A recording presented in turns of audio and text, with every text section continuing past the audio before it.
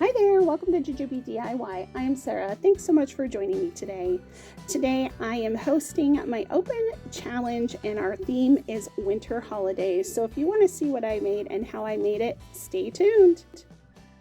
For our first DIY, we're going to use this MDF snowman from the Dollar Tree. I'm going to paint his face white, and then I'm going to pick out a piece of paper from this stack of Christmas paper that I picked up at Michael's last year.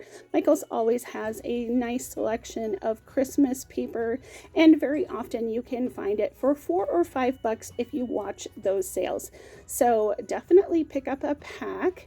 And I picked out this black and white kind of plaid, and I'm going to add this to kind of my the hat of my snowman and the scarf.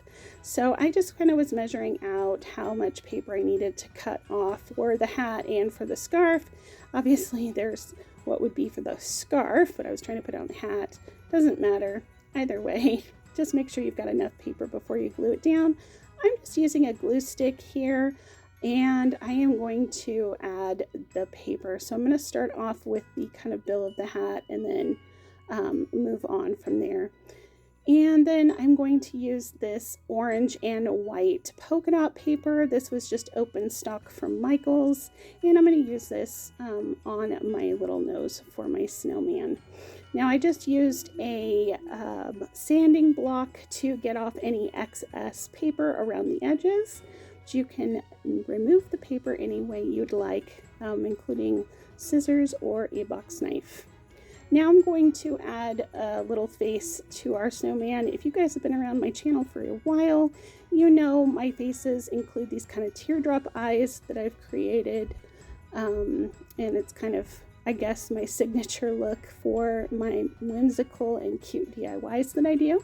So basically, I just draw a teardrop and then add a couple of lines towards the bottom in that same, following that bottom teardrop shape. And then I'm going to draw a mouth on. So you can either draw these on yourself, obviously that makes it more unique and yours, or you can get online, you can do vinyl. There are plenty of SVGs that have vinyl that you can cut out, or you can trace with tracing paper, or however you want to create your little faces. And they don't have to look like mine. You can make them your own. Look on Pinterest for eyes and noses and mouths, and there's all kinds of designs out there that you can use as inspiration for your crafts. So I'm going to fill in the top there with a black marker. This is just a paint marker from Posca. And I'm going to kind of fill in the top part of the eyes there and the mouth with the paint marker. Again, you don't have to have these paint markers. You can just use a little bit of a watered down paint, acrylic paint, and a small paintbrush, which you see me doing here with this blue color. And this is, I think, Mountain Blue from Apple Barrel. But as you guys know, in my description box below, I will add all of the paint colors and products, if I can, down below so that you can see what I'm using for my crafting.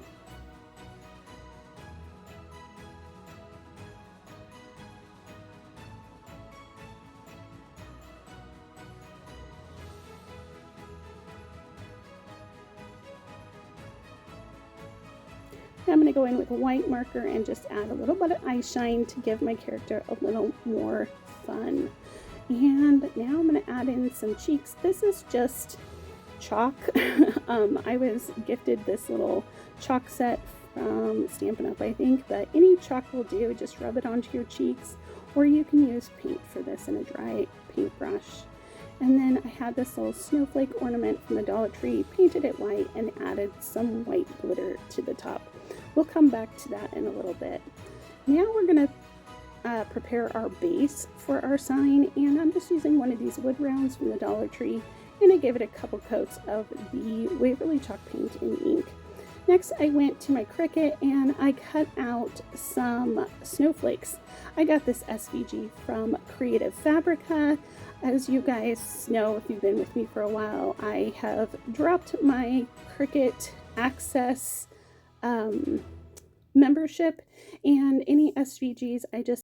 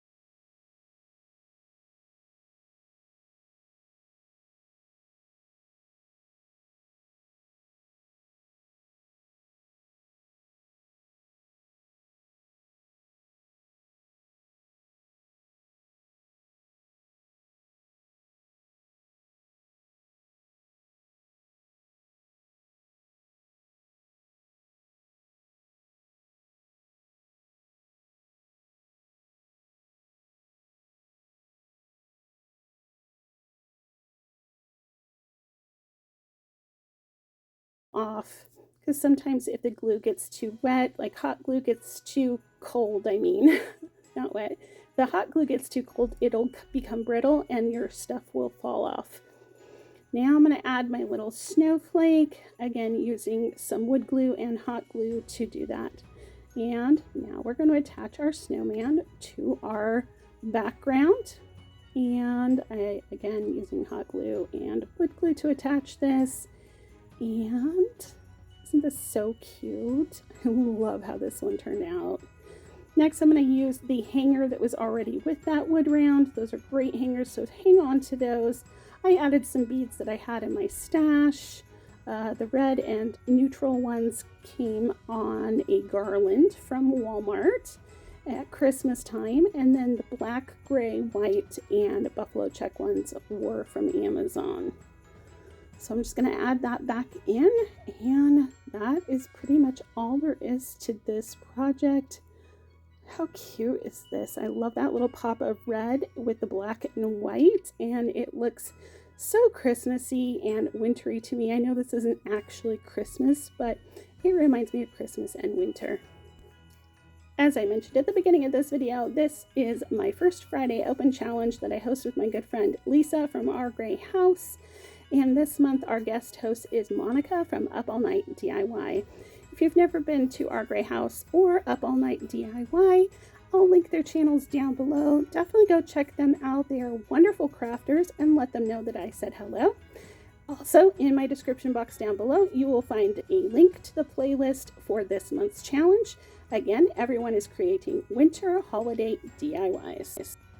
For this DIY, we're going to use this home sign. I'm going to take these letters off, and I'll show you real quick how I did that. Using a heat tool for this part would be a lot better. I didn't have access to my heat tool at this time, so I am just going to use this little scraper from the Dollar Tree. This is kind of their Cricut dupe for their scraper tool, and I'm just going to kind of pry that up gently just to make sure I don't break that letter. Then I'm going to give everything a good sanding with this little finger sander. And this little sander comes from Walmart. Next, I'm going to fill in those areas in the middle of the board, so to speak. It's just kind of raw MDF, and I want this to look a little more finished. So I'm going to take the time and paint that with the Waverly chalk paint in the color Mineral. Next, I'm going to use some of this tissue paper. This came from the Dollar Tree. It came in these 2 different patterns, and I'm going to use this plaid kind of color. I just added this with Mod Podge. There are so many different ways you can add tissue paper to projects, but I just added some Mod Podge, laid my tissue paper down, let it dry, and then added a layer of Mod Podge over the top. Now I'm going to remove that extra paper by using a sanding block. Again, there are lots of different ways that you can remove paper from your project, but this is how I chose to do it. Next, I'm going to go in and paint my frame with this beautiful red color. This is Tuscan Red from Apple Barrel, and I just love this for Christmas. I think it is a gorgeous red color. It's deep and beautiful, and it just really reminds me of like rustic Christmas. Now, once that is all dry, I went to my Cricut, and again, I cut out for the holidays here on my Cricut. And you know, I know you guys know that there are lots of different ways you can add letters to your projects. You can do a transfer method. You can add stickers. You can do vinyl, of course. You can hand letter this. However you want to add letters to your projects, you can do. So for this little house here that came from Michael's, this was like a little ornament set. And I painted that up, and now I'm just going to add some of this white and yellow paper to the background to make it kind of look like, I don't know, lights in the windows, make it look homey and welcoming, like you're home for the holidays. And I'm just going to cut that out, and then I'll glue that to the back of my house, and it'll look really sweet, like there's little lights on. See? And it's just kind of whimsical with that polka dot paper.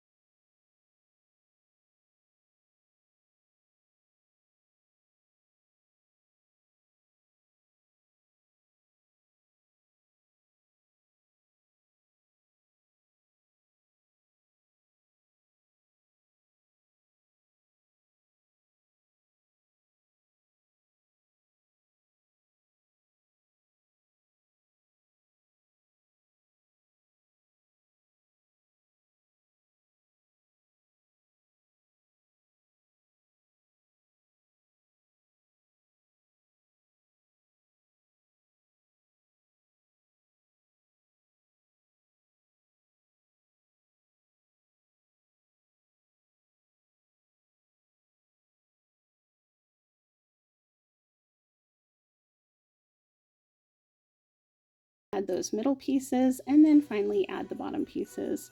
Now I'm going to use some of these wood craft picks from Michael's, and I just liked the size of them. If you have something different that'll work here, you can do that. So we're going to make our little X in our wood doors.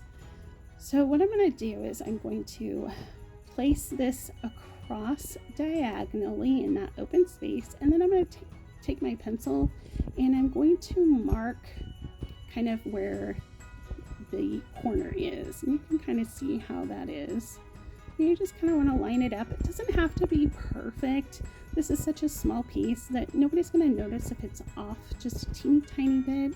So do your best. And this was how I found it the easiest, or how my brain worked, to make this work out. So if you've got a different way to do this, definitely do that. But I'll just mark this with my pencil, and then I will cut down those shapes with my cutting shears here, the angle shears. I think I've told you guys in the past, I have not been super impressed with these. However, on these smaller pieces, it kind of worked well to do it with these, but you can use scissors for this, or a box knife, however you want to cut it. I definitely wouldn't say go out and buy one of those cutting shears. I have not been overly impressed with them. I don't think that it's necessary to have in your craft stash, if we're, if I'm gonna be honest on that. So there are different ways that are just as easy to cut little pieces of wood like this. So I don't know that you necessarily have to have them, but since I have them, I figured I would just use them. And as you can see, my first measurements were off just a teeny tiny bit, so I remeasured and recut, and this piece will fit in here perfectly. Now I'm going to do the same steps for the other cross piece, and I'm going to just kind of speed this up a little bit so that it's not quite so long, but I wanted you guys to be able to kind of see this process. So again, I will do that same step where I mark off the corners, cut them down, and then I'm going to place my piece in there. Now I'm going to mark kind of that middle section where I'm going to cut out the cross piece. So I'll just place those down, mark it with my pencil, and then cut it, and then I will just glue that all down. Now my suggestion is to paint everything before you do this process, because it was a little difficult to paint the back red and the front part white without getting red and white everywhere. So definitely paint everything up before you assemble. Now I'm going to use a ruler here, and I'm going to go about 1/2 inch marks in between and create some barn wood shiplap on our barn. And I'm just using a pencil for this. I will kind of smudge out those lines a little bit with my finger, but then I decided that I didn't really like that shine, so I went in with some red paint. I just took the Tuscan red, mixed it with a tiny bit of green, some deep green color, and created this little bit darker shade of red.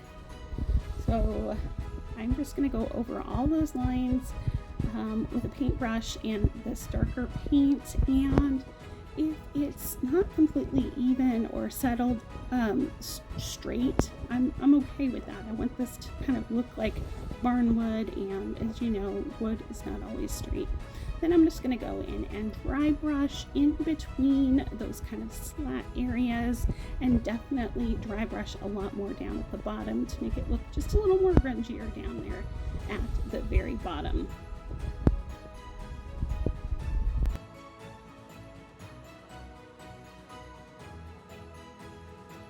Okay, now it is time to assemble. I had originally taken off this part of the barn. This was just the top part. It just popped off very easily, and I just painted a white roof line on that. Now I'm going to go in with some distressed ink from Tim Holtz and the color walnut.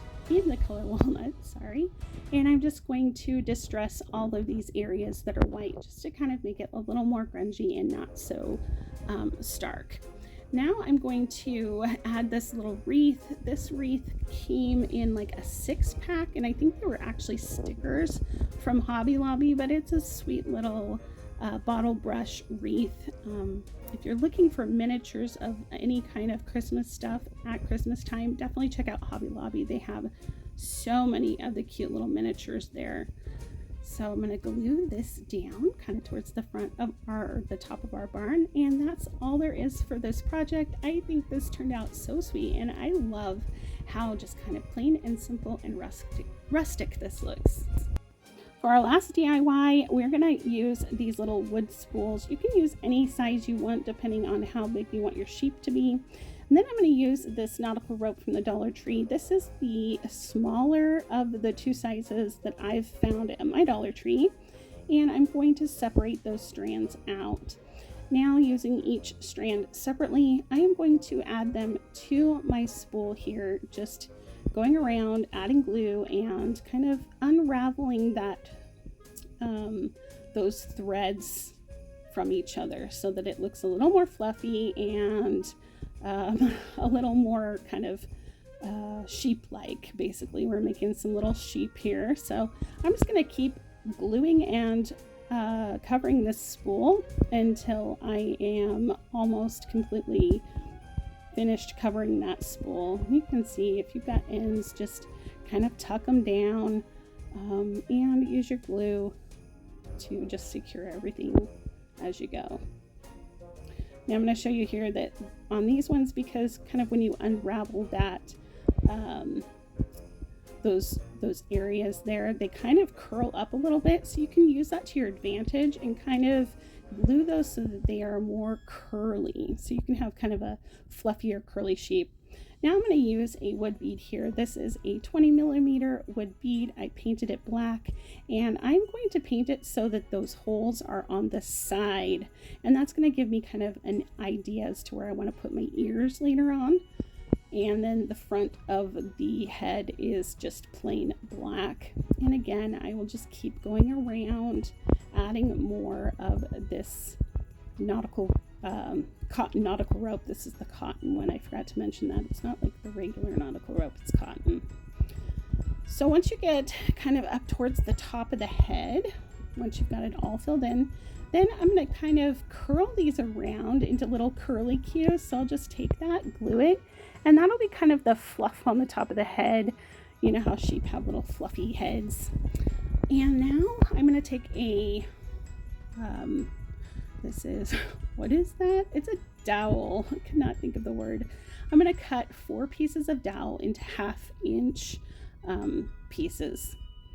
So I'll just use my miter shears here, and then I will sand down one area so that they're a little more smooth on one side. The side you're going to glue to the body doesn't need to be necessarily sanded down. So then I'll just add some glue and kind of push that little dowel rod down into my sheep a little bit, and then I am going to cut out some ears here. This is just felt, and unfortunately all I had was gray, so I cut out gray and then painted my little felt ears with black. I painted the legs black too, and then I will just add those ears kind of near those holes on the side of the bead. Now you can create these into ornaments by sticking a eye hook, just screwing an eye hook down into the middle of your sheep there in the back, and then you can string those up on some string and create ornaments. But I wanted these sheep to stand outside my barn. So you guys, that's all I have for you today. As always, let me know in the comments down below which project was your favorite. Make sure you check out the playlist for more winter holiday DIY inspiration. Check out Monica's channel and of course Lisa's channel. All that'll be linked down below. I hope you guys have a happy, healthy, and blessed day, and I will see you next time. Bye.